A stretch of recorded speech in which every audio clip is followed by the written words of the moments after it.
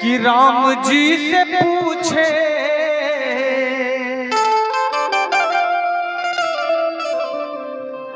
राम जी से पूछे जनकपुर के नारी बताता बबुआ।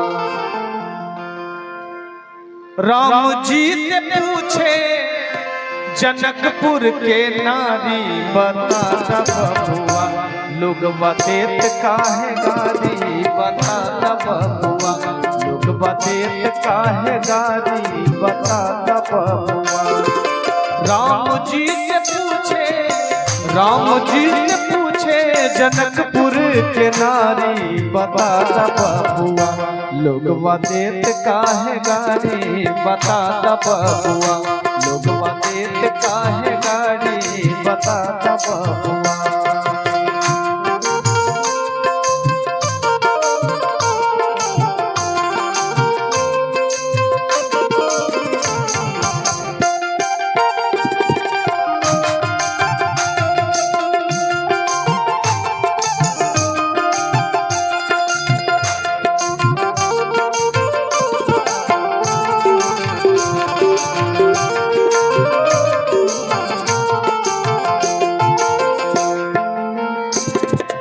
तोहरा से पूछूं मैं ओ धनुषधारी।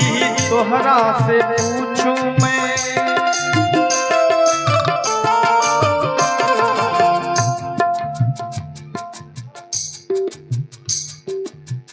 और आइए इस गीत पर हमारे ललन सिंह जखौर निवासी उनके ओर से 100 रुपए का पुरस्कार बहुत बहुत धन्यवाद। तोहरा से पूछूं मैं ओ धनुषधारी।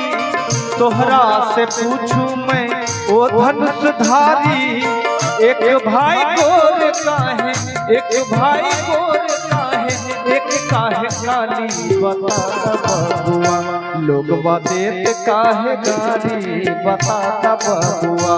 लोग बतेत काहे गारी बताता बबुआ।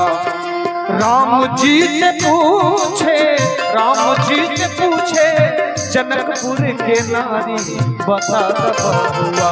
लोग बतेत काहे गारी बताता बबुआ। लोग बतेत काहे गारी बताता बबुआ।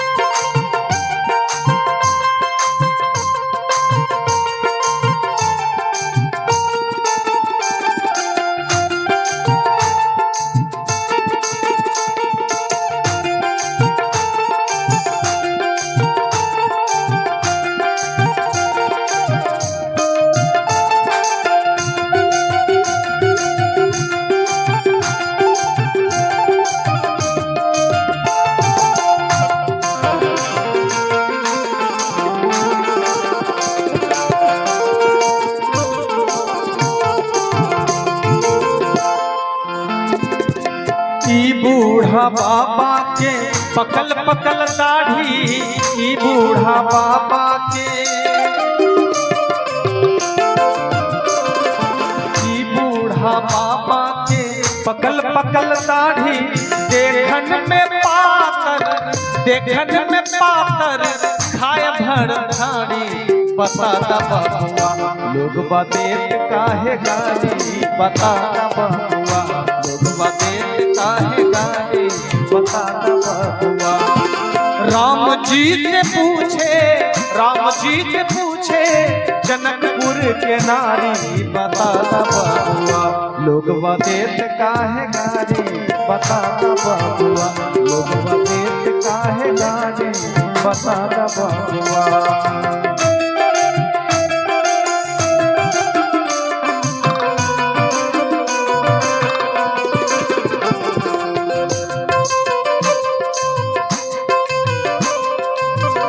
क्या बात है।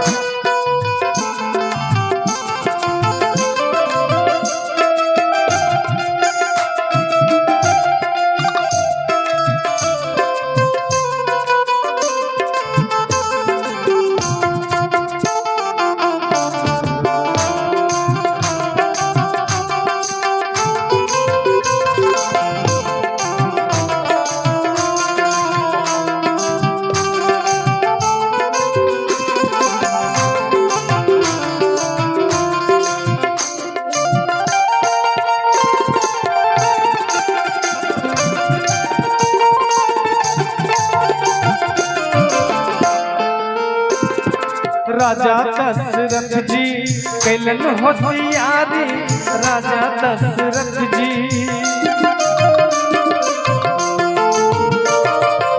देखिए जनकपुर के नारी कितने सभ्य तरीके से गाली दे रहे हैं, गाली भी हो रहा है और बुरा भी नहीं लग रहा है।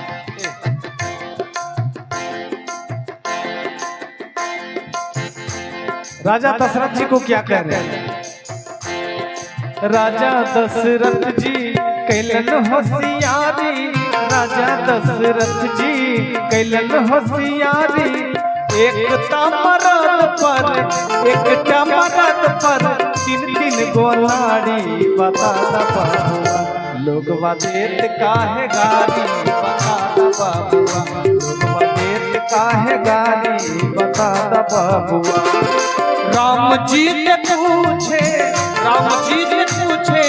जनकपुर के नारी, बता बाबुआ लोग देत काहे गाली, बता बाबुआ लोग देत काहे गाली, बता बाबुआ।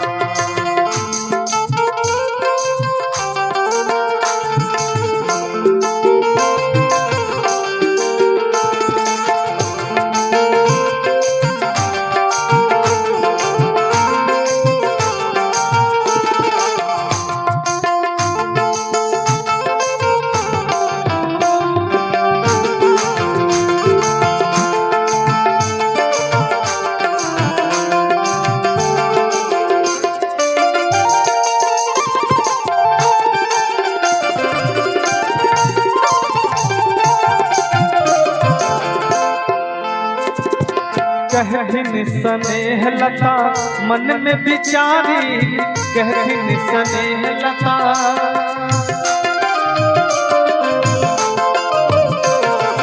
कहथिन स्नेह लता मन में विचारी, कहथिन स्नेह लता मन में विचारी।